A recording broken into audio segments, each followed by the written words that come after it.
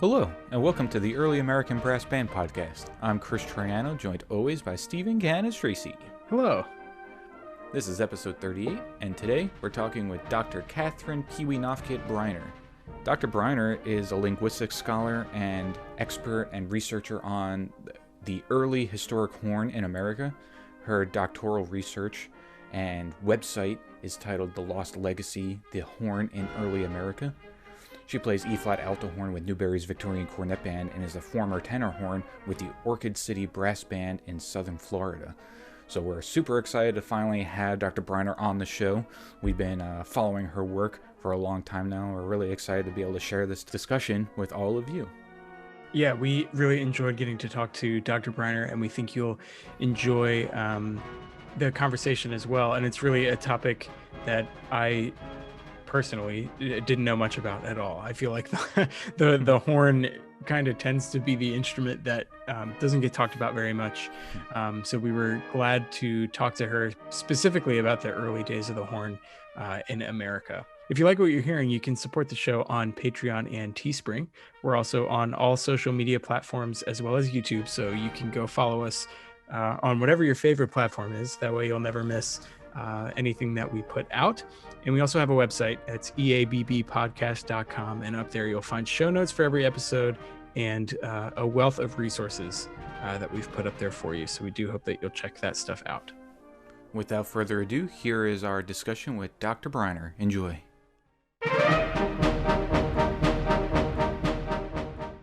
Thank you so much, Dr. Briner, for coming on to the Early American Brass Band Podcast. We're super excited and super pleased to finally get to chat with you today. So thank you for coming on. Absolutely. Thank you for having me. Of course. So I was hoping that maybe we could hear a little bit of your musical upbringing and background first before we get into some of the meat of the episode. So can you maybe tell us a little bit of that, your musical background and upbringing, please? Absolutely. I am a horn player and a bass player. So like Willie Ruff, if you're familiar with Willie Ruff, the jazz horn player and bass player. Nice. He was my hero growing up. So went through, public school education in Texas. Ended up going to the University of Michigan and playing there with Lowell Greer, and moved back to Texas to finish up at Stephen F. Austin State University, and then played all over the world. As well as, and we eventually moved to Florida, and so began playing in Florida and getting my master's degree there, and then a doctoral degree with Jack Massari at UNC Greensboro. Very nice. In historical horns and jazz horn. Very cool. So with the classical horn, the jazz horn, and the historical horn, was that kind of three interests that were kind of with you the whole time, or did those interests kind of pop up in different areas of your upbringing? They actually were. I was interested in historical horn quite early because in high school, everybody had to do the big junior term paper, right? Mm-hmm. And mine was the history of the horn. Okay, there you go. Was that always kind of a more research interest for you, or was that something that you were able to have some hands-on experience with as you were going through your schooling? It was a little bit of both. So we had a married couple that had gone to Detmold in Germany, who were the horn teachers for my high school. So I went to a really, really large high school in Texas. And so we all know what those band programs are like. And because they had been at Detmold, they did like par first horns, first plus horns. We would play little quartets all the time, and from these little hunting books that they had brought back.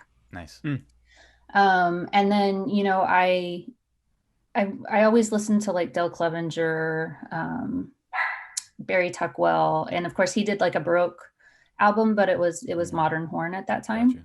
Mm-hmm. But then I bought a Mexico City Philharmonic album of Lowell Greer, and he was on modern horn, but it was fantastic. And so when I ran across another recording by Lowell Greer, I went ahead and bought it, and it was natural horn.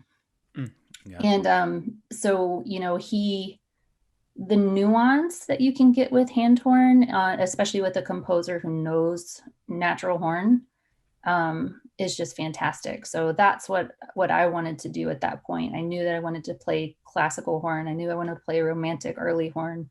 And that's why I ended up going to the University of Michigan as both a chemical engineering major and a music performance major. Oh, there you go. Oh, wow. Those work together so Yep. naturally, right?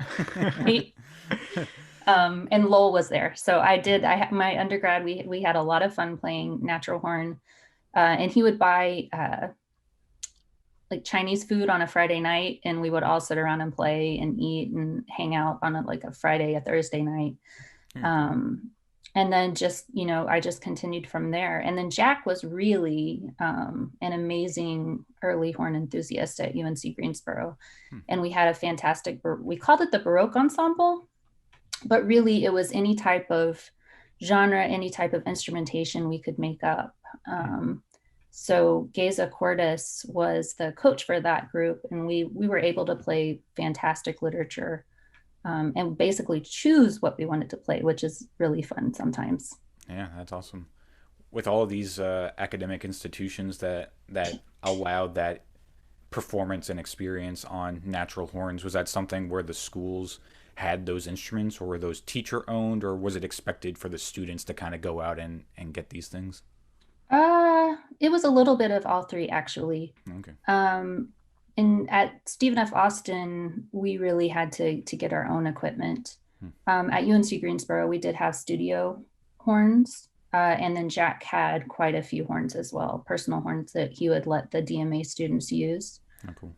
And then that's when I started buying instruments. So I have there's a Serafinov horn behind me up on that top shelf in the case. That's a Baroque horn that has nodal vents, which is kind of controversial, but it's fun. And actually it's anti-intuition. Like, you raise your finger to lower the pitch. Oh yeah. And I'm always like, no, it's the opposite. Yeah. As Stephen and I are both euphonium players, and a lot of our the podcast and my personal doctoral research is usually valved brass and cornets and sax horns and those sorts of things. With the natural horn and the early horn that you had experience playing with, are those instruments mainly reproductions, or are those instruments that are original? Are they like relatively easy to get? Like, what's that world like? It is something that at least I don't know, maybe Stephen has a secret a secret hobby that I don't know about, but I am totally unaware. Not relating to natural horns or natural trumpets, no. Okay. It's about 50-50. So you can find older instruments. Lowell Greer, so funny, the horn that I borrowed from Jack Massari came to me through Jack, but had been found by Lowell in a monastery in Peru. And so it was an original horn. It was, I think, from 1836 with a painted bell. It was beautiful. It had a saltarell with the valves that had been added. And then, in a lot of cases, we do have to buy reproductions just because the original horns are starting to get very cost prohibitive. Gotcha. Yeah, that was one of my questions, was kind of wondering if those original horns, if their prices are kind of starting to go up there with a lot of these other antique instruments. Yeah, they definitely are. Are reproductions being made by multiple makers in vast quantities, or is that kind of like a niche little thing that not many people are doing? It is still a niche. So Serafinov, Rick Serafinov, of course, makes all kinds of wonderful reproductions. I know that Lowell had at one point did have a workshop in his basement where he was making some really great reproductions. But it is by far and large, what's the word I'm looking for? Valvectomy. So a lot of people, when they start to experiment with natural horn, they will get an old single horn, cut out the valve section, make it into a natural horn.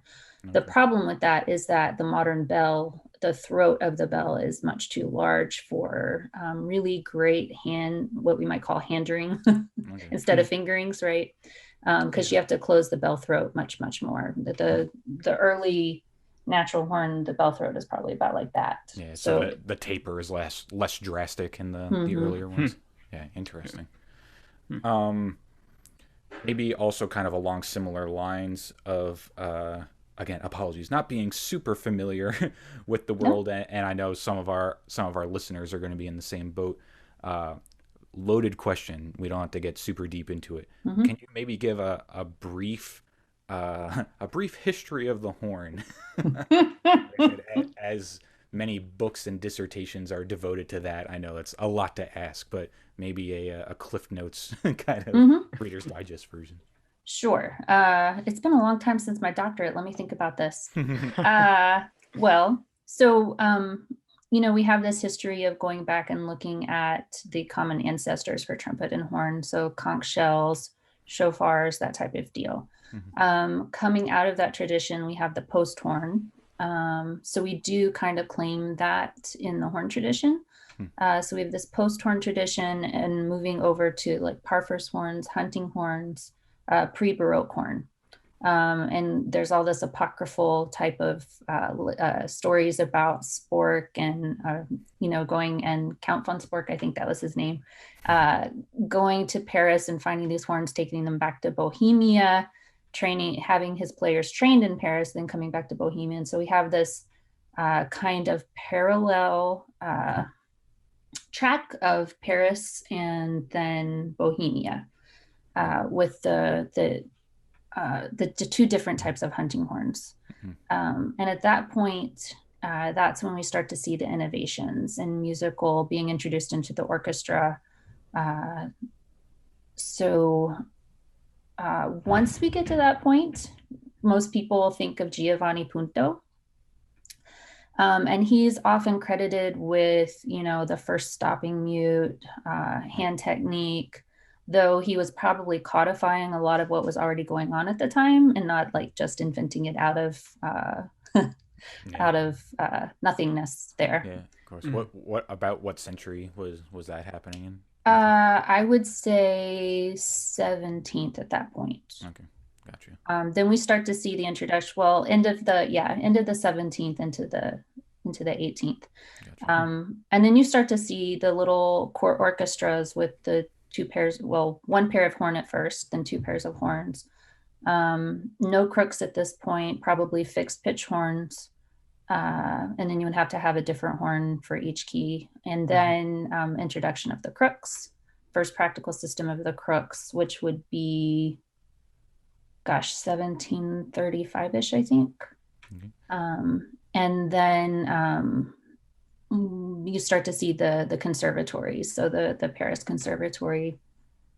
And then so let's see what's after that. Introduction of the valves. So there's a good 100 years in between there. Gotcha. So 1835 is really when we start to talk about the horn as a chromatic instrument. And even at that point, it's still using the valves as and I don't know that this is true for any other instrument with valves. We start to see the introduction of the valve, using them as crooks with hand technique, rather than as being fully chromatic. Yeah. So like they would put down a valve to kind of lock it into pitch, like a quicker way to change out the crook kind of thing. Yeah. So second valve, you're in horn and E. Right. Interesting. It seems like a much more difficult way of doing things. But I guess that's what horn players would have been used to. Yep. And in fact, that's how we think that the Levy brothers played. If you think about like the Brahms compositions that use horn. So Aftenstrom, there's like a hunting piece for men's chorus and four horns. Gotcha. And so we think that that's what he was doing, is using it as a crook with hand technique, and the other players were using or not valve horns but crooked horns. Gotcha. Are hunting horns and natural horns essentially the same instrument, just hunting horns are smaller, or is that not like a hand kind of horn, or is that completely not accurate at all? It would depend on the situation, to be honest. So the hunting horns, they tend to be wider looped than the natural horns, Mm-hmm. just for sitting purposes. And if you think about it, they were using the hunting horns, they were putting it over their shoulder, over their head to carry it. Mm-hmm. And the bore on the hunting horns is quite small. Okay. Interesting. Probably to make it a little bit shriller, to be able to travel further outside, kind of thing, right?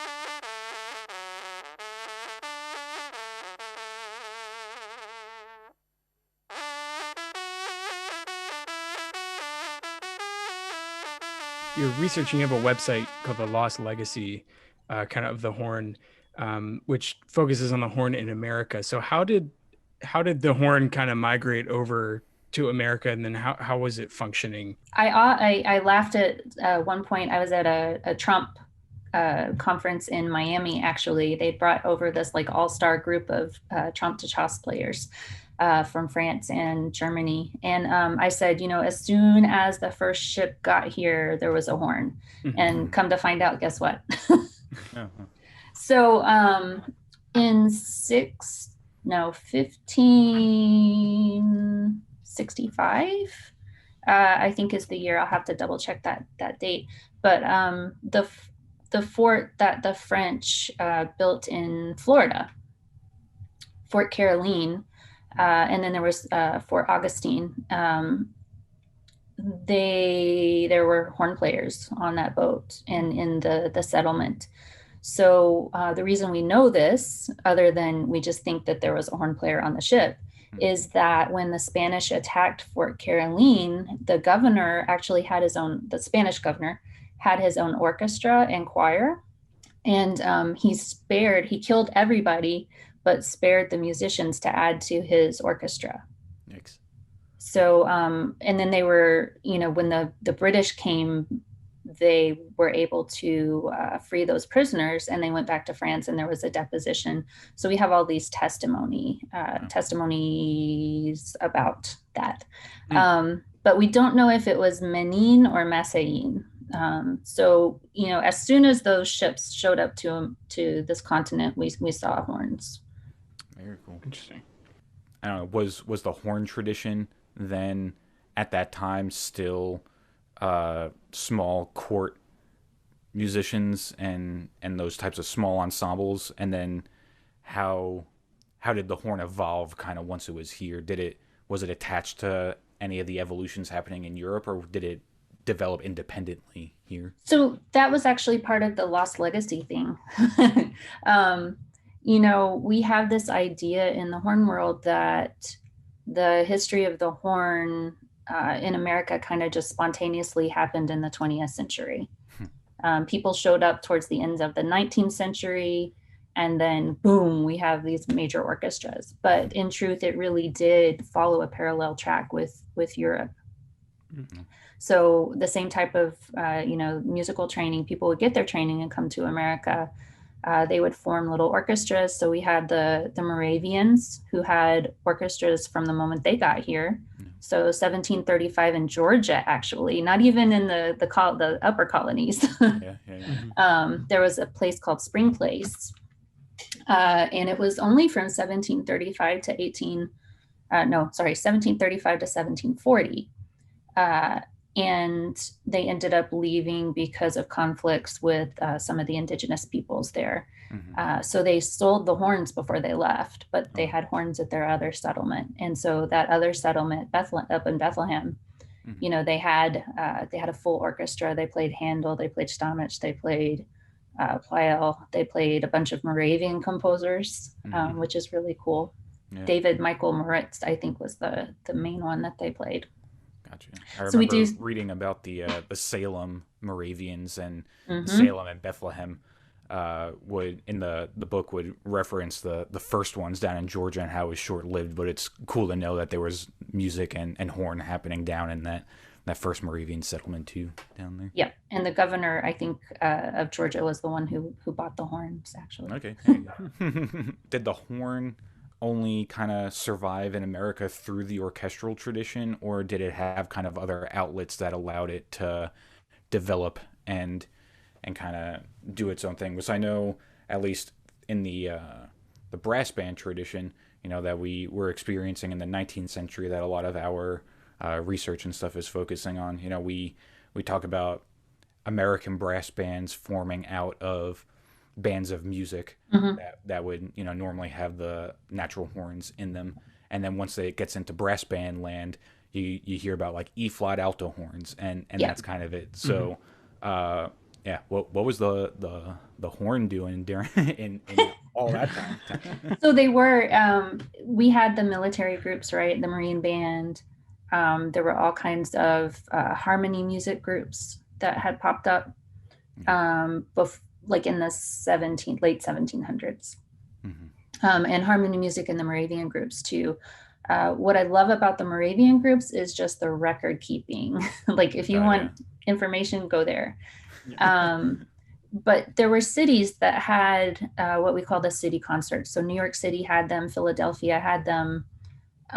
So it would depend on the people that were in town at the time, but they would form little orchestras. So we did, we saw this, the development from the military music itself, with the little orchestras and with the traveling groups. So like a theater group, like the Old American Company, they always had two horns. And a lot of times those groups were, what we might call double-handed, where they were string players and brass players or wind players, True. And could field either a band or an orchestra, especially as you get further into the 19th century. Yeah, definitely. Did those instruments acquiring valves kind of happen along with the European developments too, or did the horns acquire valves with their own kind of history and background here? So just like in Europe, the natural horn persisted for far longer than any other instrument in terms of naturalness. The first valve horns that I found were in 1835 and 1836 in America, which I thought was very early. So everything that I found, I thought that was super early. Which is why, I went back to that lost legacy idea again, and we can talk about that some more. But in 1836, there was an advertisement for a new keyed French horn, and it was in capital letters, and bolded. So it was kind of exciting.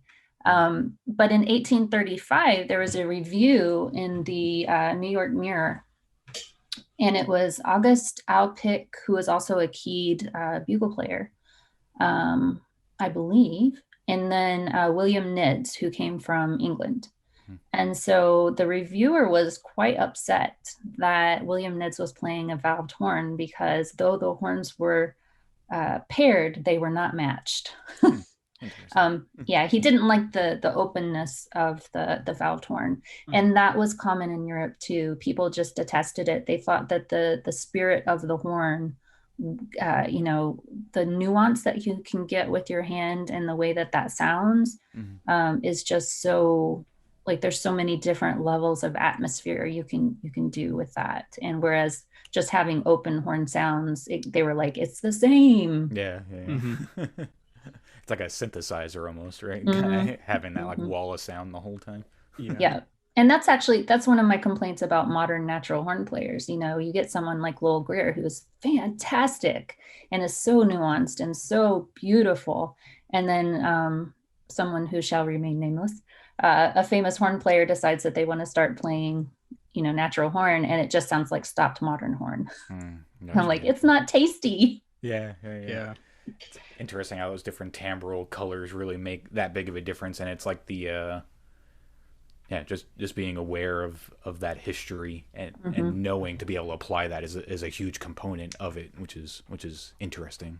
That whole like the way that people's, I guess, likes and dislikes about just like purely sonic things have changed over time when it comes to like brass style, because like I feel like now the style is just so broad for like orchestral brass playing and even like band brass playing. But like you listen to a recording from I don't know, like the 20s or 30s, like not the 1920s or 30s, and it's the style is just so different, and it's interesting. And you know, obviously this probably isn't the place to have a big long conversation about that, but that's always fascinating to me. Like when you said how the European audiences didn't like the openness of the valved horn, that it was like all on open fundamentals. Yeah, that's just really interesting. Yeah. So horn, it did, you know, the natural horn persisted for a very, very long time. I would say like 20 years longer in Europe than in America, just because the influence of brass bands after once we hit the Civil War. But yeah, it's funny how much it parallels Europe, including like the introduction and import of virtuosos. That was going to be my next question. Were there like horn soloists in America that were well known? You know, like even before, you know, the 1860s, or like who are some of those that you maybe uncovered when you were doing your research? 1770s. 1770s. Huh. Yeah. So there was a pair of guys who arrived to the colonies separately, but then decided to kind of tour cities together and put on concerts. And they were both horn players, Mr. Stothard and Mr. Humphreys. So they did a whole lot of concerts and were very popular with audiences. In the 1790s, I think 1792 is when Victor Pelissier gets to Philadelphia via the Caribbean. I think that he was escaping one of the rebellions in Haiti. And he was the principal horn player and composer of opera, light opera, for the Old American Company. And so, you know, he got a little bump in pay too, which is kind of interesting to look at their records because of being a composer. But people loved his solo playing, and they would do little benefit concerts outside of the theater itself, the theater shows. And I think that there is an article about him in the Horn Call that's quite interesting. So he ended up dying in New Jersey at a home for the blind at a very old age. And then in the 1800s, like the aughts, is that what we would call that? Of the 1800s, we see Monsieur Michaud come from the Paris Conservatory, and he had his little 8-year-old son who played as well. So we can look at those conservatory records because he won a prize and all that stuff. And then the Rosiers as well in the 1790s, and that was, you know, his wife actually played horn too with him. So, you know, we'd see all of these people, especially from France, coming and playing and being kind of these little virtuosi in America at that time. And then once we hit the 1830s, we have an influx of Polish players because of the the failed revolution in Poland. Gotcha. Who were deported to America. I'm not sure how that worked since we were a country at that point. And so we see some of the Polish players that had musical training. And then in the 1840s is when we see that influx of German players that continues to the end of the 19th century. Gotcha. Yeah, that's really interesting. Is your Lost Legacy research primarily following these individual players? Like what was the main focus or guiding kind of theme for that research for you? The main focus was just kind of showing that the tradition of the horn didn't start in the 20th century. And so I was kind of looking at the big picture, looking at the players, looking at their equipment, looking at the shops that were selling equipment. What type of accoutrement did they sell? You know, who was making horns, who was playing the horn, what were they playing? So it's kind of a broad overview. And I actually started the project praying that I would find enough, and I stopped the project, and it is not stopped, by the way, praying that I would stop finding stuff. So this idea, like if you open any history of the horn book, like the big ones, right? There's a Tuckwell book, there's the John Humphreys early horn book, and a couple others. there's nothing about America until you start talking about the New York Philharmonic.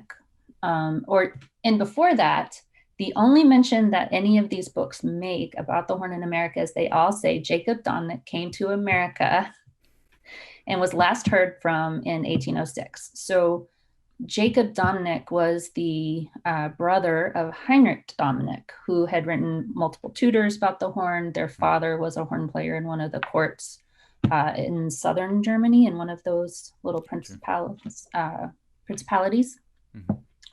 And, that's the only mention about the horn in America until you get to New York Philharmonic, and not really even 1842 New York Philharmonic, but more like 20th century New York Philharmonic. The players who came in like that 1875 range that really influenced American horn playing. Yeah. So prior to those major orchestras, including them, it was mostly like what you were saying, military bands, Moravian, and like small kind of like chamber ensembles kind of thing. Yes. And then if you move to the South, of course, we all have to reckon with the legacy of slavery, right? Mm-hmm. So one of the identifying factors of a runaway slave in a lot of cases was, they played the horn, and it would be advertised as such, looking for this slave. They ran away at such and such. They're a fine horn player. Wow. And so even George Washington and his horn player, who eludes my memory right at the moment, but Katie Ambrose has written quite a bit about him. Interesting. So, and in that case, what we're talking about is like pastoral horn playing, something that would be akin to like those outside gardens in Europe. And then in a lot of cases, pairs of horns with pairs of clarinets doing outdoor concerts. Gotcha. I would have assumed it was some sort of like signaling horn. I wouldn't. Oh, in that case, yes, too. Okay. Yeah. But even concert music, that hadn't been a thought that this whole time that we were talking about that specific topic. I didn't think that was where it was going. So that's interesting. And people would have parties and have a horn player, a violin player, and a clarinet player as their dance band throughout the South. Gotcha. That makes sense. Wow. I know I've seen, like in 12 Years a Slave, they show the violin playing, but I didn't know that they went into wind instruments also. Yeah. Interesting. I was wondering the virtuosi who are kind of coming over, were they also, teaching? Because one thing we haven't really talked about yet is any kind of notable teachers of the horn, and which obviously there had to have been some, before, like you heard you saying, like oftentimes you'll see the New York Philharmonic cited as like the beginning of the horn in America, but obviously that's not true. So were there some notable teachers as well? So in a lot of cases, those virtuosi weren't teaching because they were just touring. And until you get to the mid 19th century, in a lot of cases, those teachers are still just a general master of music. So it could be, every single instrument.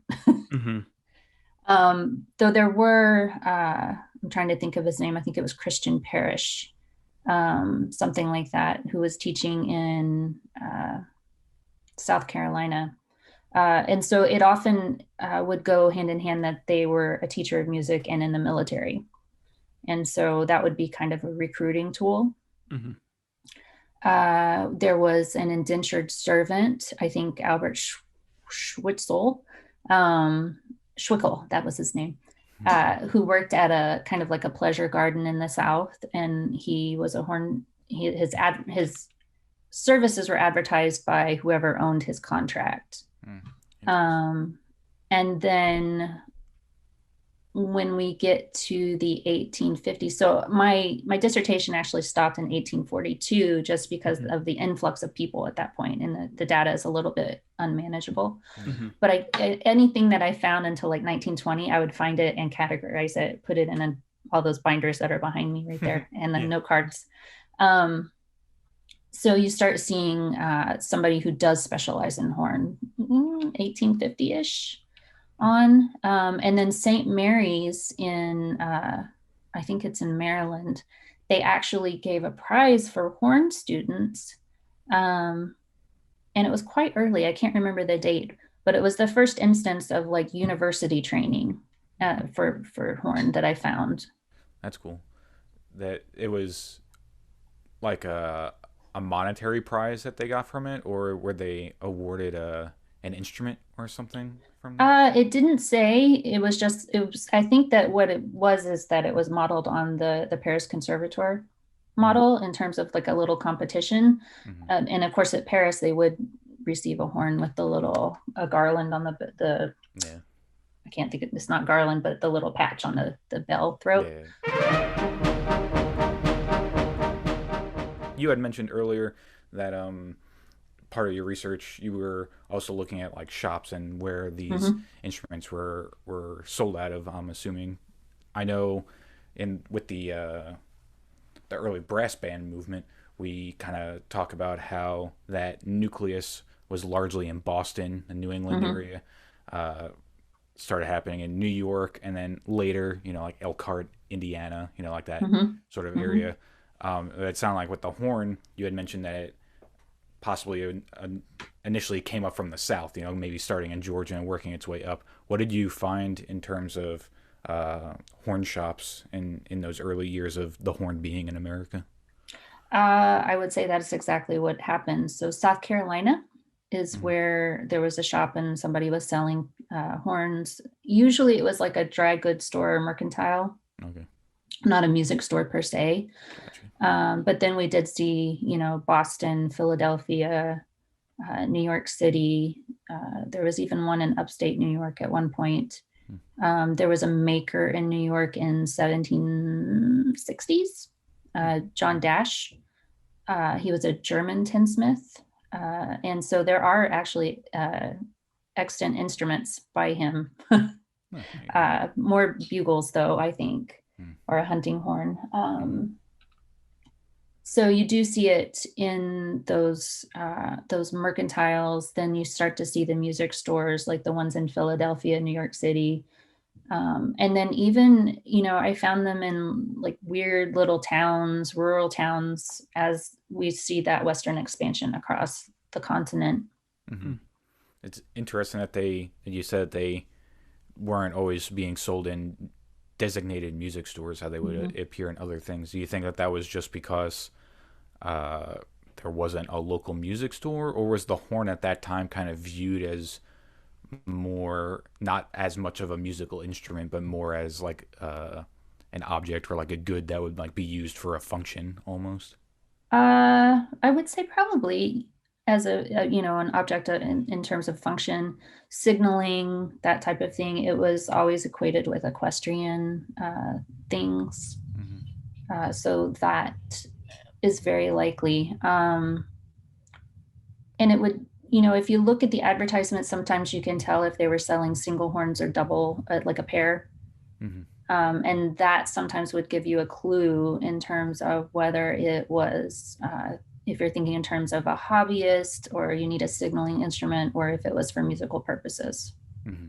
We have kind of been able to touch on a few different areas of your research with early horn in America and stuff. It's possible that we've already talked about it, but maybe taking a step back and looking at the whole project, is there a specific either discovery or element that either you're particularly proud of finding or that maybe you find amusing in Mm-hmm. some way? Again, maybe we talked about it already, but does anything come to mind? Hmm. Let's see. As I was searching for these, I was actually having conversations with John Humphreys in England. And Mm-hmm. so we would kind of tag team these research efforts. Nice. So we were able to track the movements of William Daniel, who was one of the first, if not the first, graduate of the Royal Academy of Music in America. Yeah.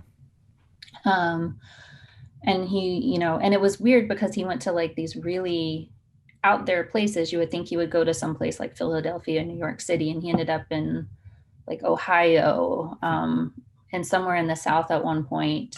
And so he played horn, he played organ, he sold some type of dry good. I can't remember what it was at one point.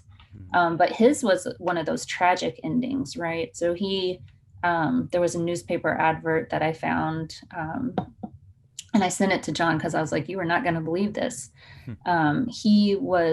His wife and daughter had gone to the store, and he was underneath a blanket with one of those lamps that people would light and breathe in the fumes for their, if they had some type of breathing issue. And the flame caught the blanket on fire. Yikes. And he burned to death. And that's how his wife and daughter came home to find him. Oof, my goodness, that's rough. So it's like an extreme version of like the McDonald's cup being too hot. It's like you would think that there would be like a warning on the lamp or something like that. Man, that's terrible. And I think the other one was the 1835 review of William Nid's, showing that first, I haven't found anything earlier in terms of valve horn performance. Yeah, that's awesome. Very cool. So I'm wondering, with because you've mentioned a few times that the Lost Legacy, that project is still kind of ongoing. Are there any like questions that you have, or rabbit holes that you haven't yet taken the dive down, that you're kind of hoping to tackle, or like, what are some questions that all this has kind of brought up for you that you might want to explore? I think just expanding to all the municipalities. Like, it's a huge project to do all people will usually focus on this one little thing, one little area, right? One little town. So I think I want to continue just finding these examples of horn and where they were, and the fact that you could find it anywhere in America. I think that that's really fascinating, that we were just so excited about making amateur music, that you could find it there. Yeah. I think the other thing that stands out to me is the fact that, the thing that I mentioned about Jacob Domnick.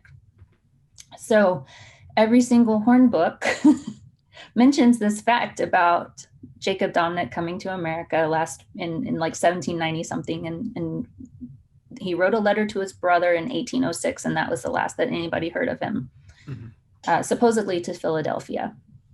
Well, he is the only person that I cannot find. And when you go back and look at those citations, those books actually just cite each other. So it's like this round, endless feedback loop. So I think the next step for that search, and actually his descendants have contacted me about being able to find him, and they haven't found anything either. So I think the next step is to start looking at some of those German papers in Philadelphia, looking at the diocese records, because that's that final step I haven't actually done outside of newspapers. Yeah. I mean, scrolling through the lists of hornists that you have on your website, I mean, just well, first of all, it's a very long list. And second of all, I mean, you're right, they're spread out all over the place. So that's just kind of like a very impressive kind of body of work that you already have done. And you're right. I mean, most people focus on one kind of geographical area, whether it be Boston or, any other kind of major city where you see a lot of these. So that's very impressive that you're able to sift through all of that. And it's, the breadth of talent that came to America is kind of amazing for all instruments, I think. Like, we think of, that early American phase as like, oh, it's rugged. And then, we have these musicians who are like, I'm going to go there. In the different ways that they came here. So, Philadelphia, of course, is that big entrance to the colonies. And then we have New York City, and most of the people are coming either directly from Europe or they're coming from the Caribbean. And then, there was a player in California, and he was like the first example I found of somebody who went directly to California rather than coming from the East Coast. Schott was his last name. And so he actually, and this is linking back to Lowell Greer again, and the Peru and the monastery and the horn. He came from southern Germany, went to Peru, played for a while, and then made his way to San Francisco. There you go. So I would say in the, the journey of finding interesting things in the dissertation was that, finding female horn players as early as the 1790s. So Madame Rosier would perform with her husband and sometimes with a clarinetist as well with the pair of horns. And then in 1830s, there was Kathryn Maria Saxon with the Saxon band. And then in the 1880s, when we start to see this proliferation of ladies bands, some of the female horn players from that group as well. Gotcha. And those would have been versions of valved horns by that point, or were they? You think that they were still on natural horns that late too? In the 1880s, it was definitely valved horns because we have pictures of some of the sisters that, for some reason, it was generally a pair of sisters who played the horn. And we have, some of the pictures because they appeared in not Vanity. All of a sudden, I want to say Vanity Fair, Harper's Bazaar. It was a feature about the Fadettes Ladies Orchestra, who played, I believe, in Boston. And I think the only other thing was the horn player in the 1770s named John Schneider. So if you're familiar with Francis Hopkinson, yes, no? No, name's not ringing a bell. Okay, Francis Hopkinson was in that same vein as like the American exceptionalist in terms of the all-around guy who could do everything. He was a scientist, he was a writer, he was a musician. And when we talk about the founding fathers, he's in that group of people. Well, he had a little music group, and he played, I believe, the harpsichord at that point. I would have to double check my notes, but some type of keyboard instrument, right? And then he would have people come over and they would play. So John Schneider was a German who played violin and horn, and he taught lessons as well as a teacher. So he was a part of that little intellectual group. And so I found a notice that he had slit his own throat. So you get to know these little tidbits about these people, which I didn't think was going to happen. And so he slit his throat, but then he lingered for like 2 weeks before he passed away. So they were giving these updates. Oh man, that's a dark turn right there. Wow. And you found that while you were doing the doctoral research? Yeah. And so that was one of those interesting, it made the people more real, I think. Finding these little tidbits about them. Yeah, I was doing a similar thing. I was trying to see if there was any local brass bands. Well, there were, but I was trying to find like the names of local brass bands in like the Fairfax area at one time. And found a man named Schroeder. And he was between Fairfax and DC a lot. And when I was looking into him, I found out that blanking. It was either him or like his wife or father. It was one of them. But the name came up in a newspaper article, and that they were arrested for having illegal firearms in their house. And it was like a big deal. That was like a famous band leader arrested for illegal firearms. And it's like, oh man, good to know, I guess. Yeah. That's what Sue Kinney, who researches the Manchester Cornet Band, was saying that she has lots of diaries of family members and some of the bandsmen actually, and you really get to know them as people, and not just names that pop up in research, with all those personal kinds of things that'll pop up in a diary. Or I guess updates about somebody's condition in newspaper after they slit their throat. So wonder how dark to think about how that lasts for 2 weeks. Is it like just like infection eventually gets them or something? Like are they like drowning for 2 weeks? Like what's happening there? Yikes. Not fun. No. And actually that is something I can share because I have the image of that announcement. Oh, I thought you were going to say an image. Oh no! No. Of the something about not being right in his own mind, that type of stuff. Yeah. Wow. Yikes. I know you had mentioned when we were asking about the scope of your work, you said that it was important to you because the general taught history is that horn started, as we keep saying, roughly with the New York Philharmonic, and that's not true. And you wanted to tell that story. I guess as kind of another broad question for you, how have you found that this research maybe helped either shape your musicianship or your ability, maybe even on modern horn, and even more broadly, why is this all important to be talking about, kind of just generally? That's a big question. Yeah. Do you still play modern horn? If I have to. No, I'm joking. I do play modern horn. I would say that I just approach modern horn in a very different way than I did before the research. And in terms of even when I'm playing modern horn, I'm thinking, historically informed practice.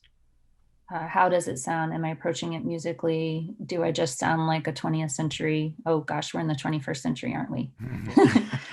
Horn player, right? And I think, we think about like that big Hindemith sound sometimes if we're playing like the Hindemith Sonata. And it doesn't have to be this huge American sound. It can be nuanced. It can be sensitive. We think about like the London sound versus the LA sound or the New York sound. And it is like the American, I'm going to take some flack for this, but like the American tradition of horn playing tends to be very brash, very big. And that's okay, but there's also space in it for the history of the horn. I think that I've been able to locate here, and that diversity is okay to have. Yeah. What do you think the ideal application of this is? Is this something that, college professors should learn and then instill to their students, or is this something that should be happening earlier? Because I'm assuming, based on what you just said, the application for everybody is being able to take this knowledge and information, apply it to their own playing, and become more well-rounded, more nuanced, more, hireable for different situations based on those kinds of things. But where does that come from? The college teachers, or what do you think? I think it could come from the college teachers. I think, just the horn world in general needs to know this type of information for us to be more informed about our instrument on this side of the world. So I don't necessarily know that it would make anybody more hireable, but maybe more well-rounded and having a good foundation in terms of the American horn tradition here. I notice I'm able to see behind you have some instruments hanging on the wall also. Have you amassed your own collection of various early instruments? Very few. So I do have that Baroque horn I was talking about earlier with the nodal vents. There's a first plus horn up there on the wall. There's a trompe, which I actually won at that trompe conference in Miami. Nice. They were trying to start an American chapter of the International Trompe de Chasse Federation, I think is the way that it comes out in French. And so that was a really fun experience. I learned how to do the little dog call in the horn, the taillate, which is really hard to do, by the way. I haven't even heard it. I'm not even sure what that is, but it sounds like a dog yipping when they're on the hunt for a fox. Interesting. And that's a technique that they tried to mimic through the horn for that reason? Yeah, and it comes from the muscles in your stomach, not from the embouchure. It's kind of cool.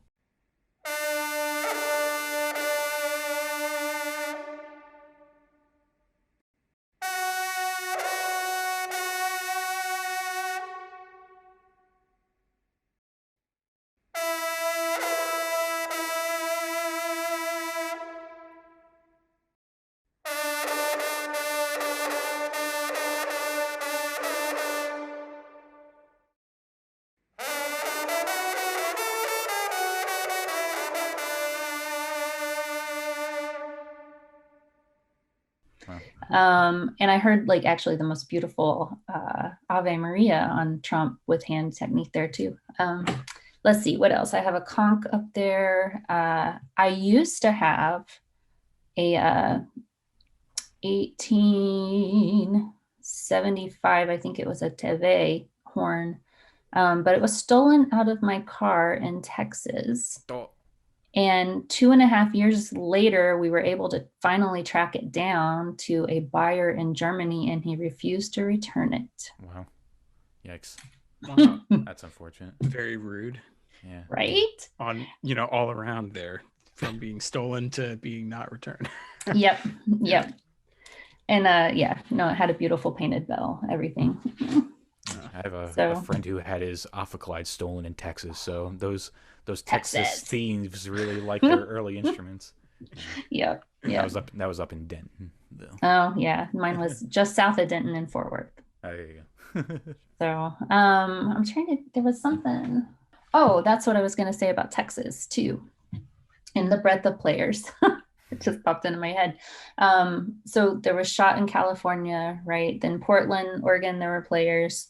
Emil Heerbrugger, who I found in Philadelphia, not Philadelphia, but somewhere in Pennsylvania, Gettysburg, actually, giving a concert. And then he was in Texas giving concerts while Texas was still a state. I mean, not a state, a country. There we go. There you go. And I'm from Texas. Right. Yeah. Well, they like to still think they're their own country sometimes too. All my family's down in Austin, so. Yep. Yeah. We certainly do. Do you think the Texas draw would come from some of the German influence that was there? As I know, yeah, in Denton, as they have the German town design in Denton, so I know that there was a lot of German influence at least there. Yeah, and then if you think about like Fredericksburg, and actually funny, Germans had a treaty with Comanches, and it's the only treaty that was never broken. Oh, there you go. So Fredericksburg comes into play with the Germans there as well. So yeah, I do think that, there's a history of band with the German settlers in Texas for sure. You mentioned the Comanche, and I know from online your different career paths and different interests of yours. Is what you're working towards now professionally related at all to this initial history? Have you been able to, like, your initial research, was there like a clear path that helped you get to there, or is this a complete different track? It's a take a right here. Yeah. Right into the lake, right? Yeah. Yeah. So I'm Kiowa, Comanche, and Apache, Apache tribe of Oklahoma, not Western Apache. And so, growing up, that was an important part of my life. And so I did the music thing, got my degree, got the DMA, performed, did historical performance stuff with brass bands in Florida. And then my grandmother passed away, my kaku, and I was pregnant with my youngest son. And I realized that she wasn't going to be there to be the great grandma that I had and my great grandma. Because I had my great grandma until I was 15, almost all to myself, because my older siblings are 10 years older than me, and my younger siblings are 10 years younger than I am. Wow. So my family hasn't spoken our language for 4 generations because of the boarding school tradition, which actually does tie in with band, funny enough. Because of the federal boarding system. Yeah, I know we were talking. It might not be related. I don't know. I apologize if this is not the correct thing, but we were talking to Joanna Hersey at UNC Pembroke, and she was talking about some of the research that she's doing with brass bands at normal schools. Is that are normal schools the boarding tradition that you're talking about, or is that it's a little different? Okay. But what we do have is and it's funny because it links back to Fort Augustine as well.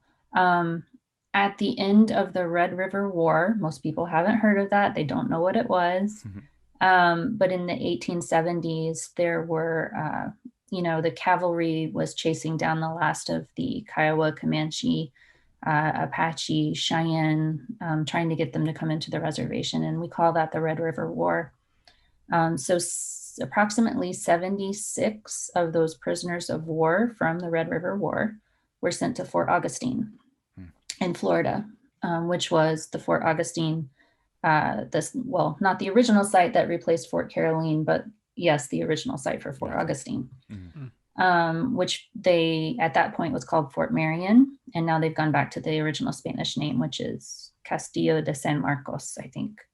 And at the fort, Richard Pratt had basically total control over these prisoners of war. Some of them even brought their families, their wives and children.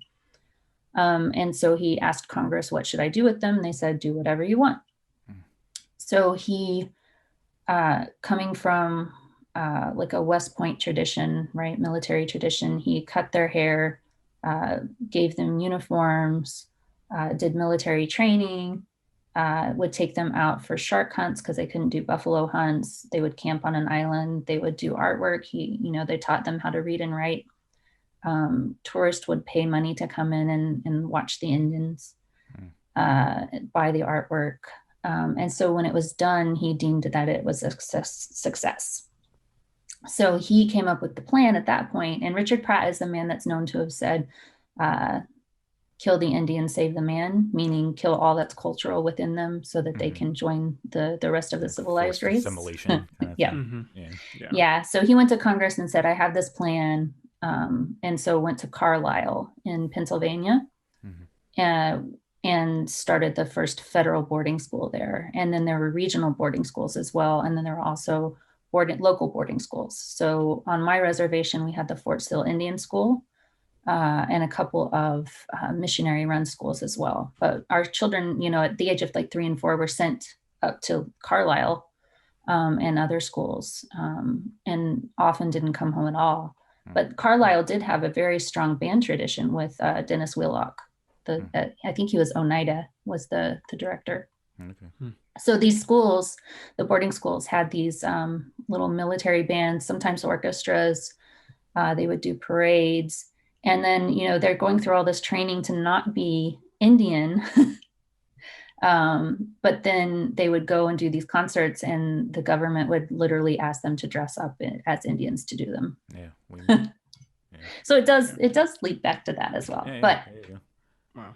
So all that to say, my family, because of the boarding school tradition, no one had spoken Comanche since my great-great-grandmother, Mattie Pewenofkit. My great-grandmother knew some words and phrases, and she taught me what I knew. I was with her all the time.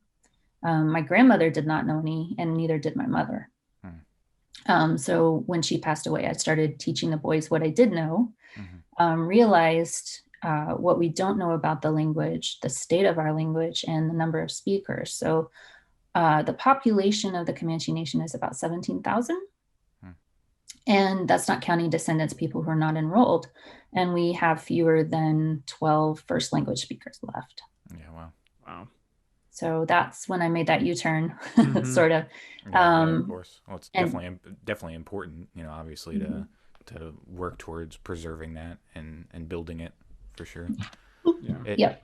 Is it something that you've considered wanting to blend the two, or are you kind of happy, in this different trajectory than you're in kind of right now? I know that we just spent time talking about how they're connected, but yeah. Well, I would say yes. So I haven't been performing because of the pandemic. But what I didn't realize when I started doing the language work and doing linguistics classes and going back for that other doctorate, for the things I thought that I needed to know about language, I didn't realize how much of my music training I would be using in linguistics. How so? In terms of like transcription, being able to discern differences in tone when somebody's speaking. Comanche has a prosody where the length of a syllable changes too. And then we also have a very strong tradition of Christian hymns that come out of the reservation era. So for my second master's degree, I was actually transcribing the hymns and talking about the this idea that we were being assimilated and being proselytized to, but yet the hymns are still very, very Comanche. So in transcribing those, we have 50 that are Protestant hymns that are set in Comanche. So thanks, if you grew up in like the Southern Baptist Church, you would recognize these hymns, or the Methodist Church. But you'll listen to them and go, oh, wait, that's sort of follow on, but it's not quite what's happening there. And there's like lots of 7/8, 5/8, weird time signature things. Yeah, it's cool. I was doing a lot of research on band music in Hawaii for a little bit, and I know that their band tradition is very German influenced, but then you can hear, just a regular military German band sound to a lot of their marches, but then they're very clearly not, American or German marches too. They have their own unique flavor, even beyond, the titles, because, the titles are obviously written in native Hawaiian and stuff, but yeah, being able to hear that influence is very interesting there as well. Yeah, it's actually, I'm like, I always wondered why I didn't have a problem with mixed meter when it was introduced in junior high. This is why. Yeah, there you go. It's really interesting. Very cool. How much more do you have with that? It's in linguistics, correct? That you're. It's comparative studies. Okay. So cultural rhetorics and indigenous critical theory mixed with linguistics, so that I can kind of form a Comanche linguistics. There you go. How much more do you have with that? I'm finishing up my comp exams right now. Nice. So is Steven. And then just the dissertation, and I'm going for non-traditional. So I'm thinking either interactive digital dissertation or podcast dissertation. There you go. That's awesome that they provide you with that option. What school is that through? Florida Atlantic University. Okay. They have a really strong comparative studies tradition. So, being able to have that flexibility is wonderful. Do you feel like your dissertation or whatever that project is going to be at the end is largely pre-formed kind of thing? You think it'll be a rather quick end, or do you still kind of see that as being a little ways off? I thought I saw it being really quick, but now I think I see it far off. Kind of like with the first dissertation, you keep on finding more and more. Yeah, and I think if I just stick with the straight podcast, it would be done. But I do think it's important to be interactive. I think that it's important to see the journey that we created, like a digital space. For Comanche people to be Comanche. That's even digital, since we're spread out all over the world now and not just land-based on our own land right here. Yeah. Again, I apologize, not as knowledgeable or well-versed in this as I should be. Or do the Comanche have, I know you just said it's spread out all over the place, do they have any type of land currently or reservation, or are they a tribe that doesn't have that currently? Well, we're actually in a battle with the United States government right now to say that our reservation was never disestablished, just like the Cherokees. Just happened with the Cherokees and the Choctaws and the Chickasaws, where they said like Oklahoma? Half of Oklahoma. Yeah, I saw that. Yeah. That's so like 2 months ago, right? That was pretty recent. Yeah, so we just filed an amicus on a prosecution of a man saying that our tribal borders were never disestablished by Congress. We had the Jerome Act, which is different. So we have what we call the 7-county service area here in southwestern Oklahoma, and our headquarters is in Lawton. And funny enough, I started finding stuff about bands here. So Lawton, Anadarko, they had these little amateur bands. Very interesting. Cool. See, it is all coming together. Yeah. It all comes back to music. Yeah, of course. This has been a great conversation. I think it's the first episode that we've devoted specifically to the horn. I mean, we did one like on the alto horn with Dr. Nathan Miller, specifically in like kind of brass band context. But this is the first time we've had a hornist on, specifically we had David Ohanian on. Oh, true. Yeah, right. With Norman Bolter. But this has been great. Great conversation. Where can people go to learn more about the Lost Legacy Project and the good research you're doing with that? Sure. They can go to Lost Legacy on Facebook. And I have, because it's a Google site, I have the website set up as a link on there where they can go to find it, because otherwise it's that really long link. Yeah, yeah. But yeah, Lost Legacy Facebook, and they can find me there. They can also find me under Kathryn Pewenofkit Briner, both my regular page and then my musician page. Gotcha. Great. Very cool. Yeah. I know we were talking there at the end about your PhD work that you're working on. I'm sure if people are interested in that, we'll be able to help update people as that project develops and keep people up to date with that also. Is that something that you're going to update on your Lost Legacy page, or are you going to keep those kind of separate? If it's something important, I might update on Lost Okay, Legacy. Great. Otherwise, anyone who wants to come and come see what we're doing at Comanche Nation Language Department, we have a bunch of stuff over there, or Speaking Human, because we talk about the way that we translate Nama in Comanche is that we're human beings. So when we speak our language, we're speaking human. There you go. Yeah, that's awesome. Very cool. Yeah, we'll have all those links up on our show notes for people if they're interested. We encourage them definitely to check all that stuff out. It's really fascinating. Cool. Well, thank you so much, Dr. Briner. This has been a lot of fun, very, very educational and awesome honor that we finally got to align our time to speak with you. Like I said, we've been fans for a while, and just happy that we've been able to line this up. So thank you so much for coming on. Yeah, thank you so much for having me. It was a joy to be here finally. Yes, definitely.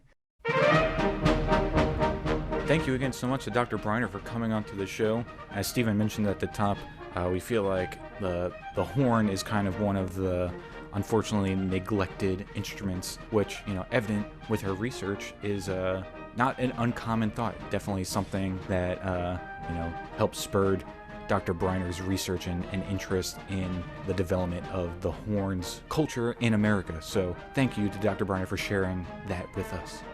Yeah, we were definitely very grateful to have her on, and thank her for the time she took to speak with us. If you like what you're hearing, as we say at the top of every episode, you can support us on all social media platforms as well as YouTube. Our website, eabbpodcast.com, has show notes for every episode and a bunch of resources. And we have a Teespring store. We can get some physical merch, and some of Chris's arrangements are up there. And we have a Patreon page where we have some wonderful supporters. And you can join them over there. You can just search Early American Brass Band Podcast on Patreon, and we'll come right up. Yeah, I can't really emphasize enough. Stephen, you and I love doing the show. I'm not going to speak for you. I assume that you're with me, but I love the interactions that we've had with a lot of people that enjoy listening to the show, and we really appreciate your support. The show isn't free to produce. Stephen and I are putting on this show out of our pocket, so by supporting us on Teespring and Patreon, you are significantly helping us by helping fund a lot of the out-of-pocket expenses that Stephen and I are putting on. So over on Patreon, I just want to quickly thank Natalie, Dominic, James, Rucha, and Trevor, making the commitment to help us, with whatever dollar amount they chose over there. We can't thank you guys enough for helping us out and help making this show possible. If you want to join these 5 awesome fans, like Stephen said, you can go over to Patreon and search for our show, and we will come up. Yes, I agree with everything you said. I echo it. Good. No, they suck. No. Yeah. That brings us to our featured album for this episode, which we have chosen Brahms, Beethoven, Music for Horn, which is an album by Lowell Greer, and it has a bunch of natural horn music on it, and it sounds fantastic. So there's some Brahms, some Beethoven, and some Nicholas von Kruft, which I've never heard of before, but I will after having listened to this album, or all of the album at least. So we'll have links to that in the show notes. So is that comma and colon spelled out, or is that the punctuation? No, that's just the punctuation. That'd be a really awkward album name if they spelled out the punctuation. It would be, yeah, that would probably be too long to fit on the CD cover. But yeah, so we'll have links to that album where you can purchase and stream it up on our show notes. on our website. And I think that's about it. So we are signing off, and we'll talk to you in the next one. Take care.